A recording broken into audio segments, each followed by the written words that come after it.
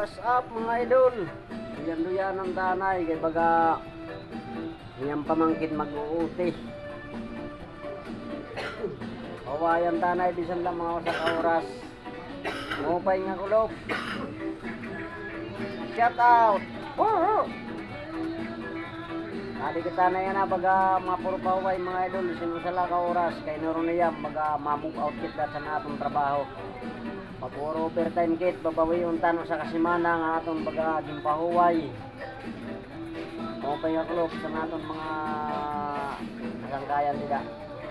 O mga taga-Samar, shout out sa iyo. Mupay pa kamlugod kay nagpakakaingin kam, nagpakaumakam kami, adi di kami dili siya taga Manilaan, pero mas mahawan din yan namon uma. Waray banwa. Waray banwa din yan namon uma.